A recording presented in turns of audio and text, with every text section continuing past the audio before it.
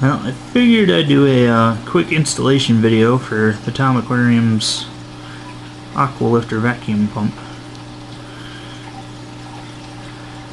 Ordered this along with the aqualifter holder off Amazon. That's the holder. It's simply a little piece of plastic, adjustable to fit multiple tank rim dimensions, all the way down to pretty much rimless. Whoops.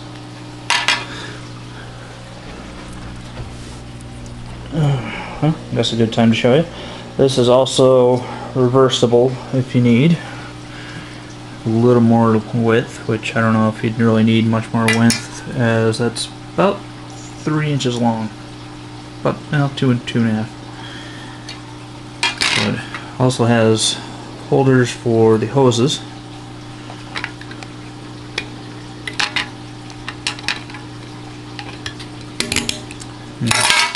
Oops.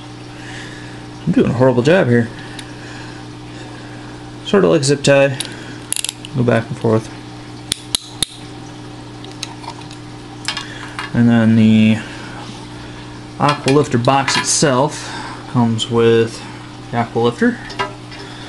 If you can see close there, there's in and out arrows for the inlet and outlet.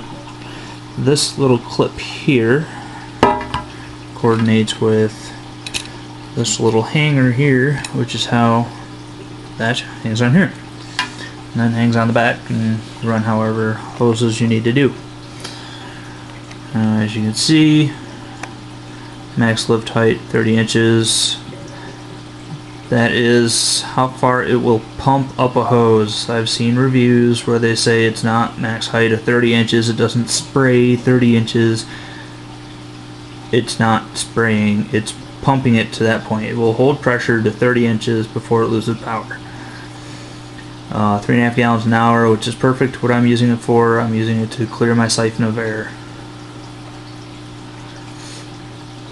And how I am doing so, since I have the overflow there and overflow there with the dual, if I can get it out of here, dual pumps here, which you can hear it sucking in air now, so it'll have something to suck out here soon.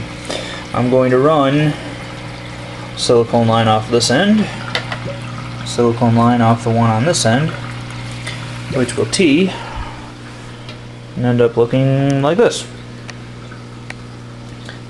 Be connected here, tees off. This end will go into the inlet of, which is this side here. Inlet, I'm looking at it from this way. Inlet is on your left.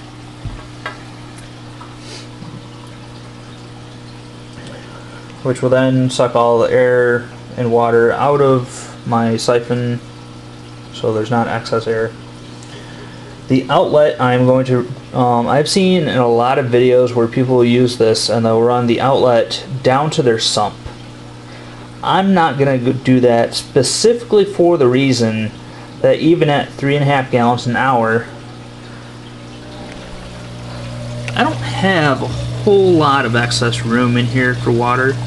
So if my pump goes out like right after I leave for work, for some reason it overheats, goes bad, gets plugged up, whatever, the excess tank water, when it comes down here, actually is about 2.5 inches from the top of this tote. It's only a 16-gallon tote.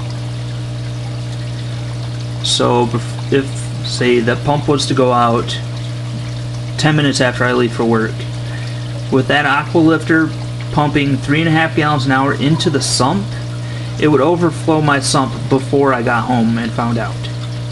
So what I'm going to do instead is go from the outlet of this and simply go directly back into the tank, and I will route it over the extra side of my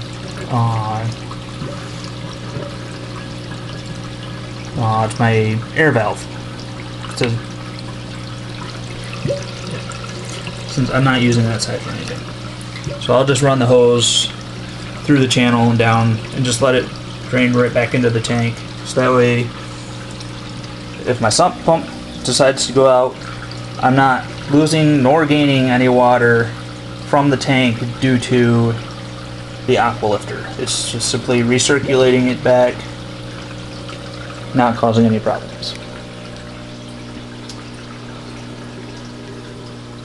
So, like I said, that clip lines up with this clip, and that's that assembly all together. Sturdy, not going anywhere.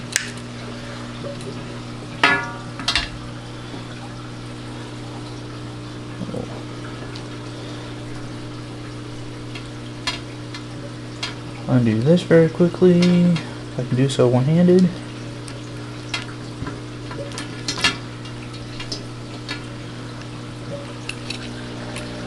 And this part of the installation is rather straightforward. Drop power cord back there.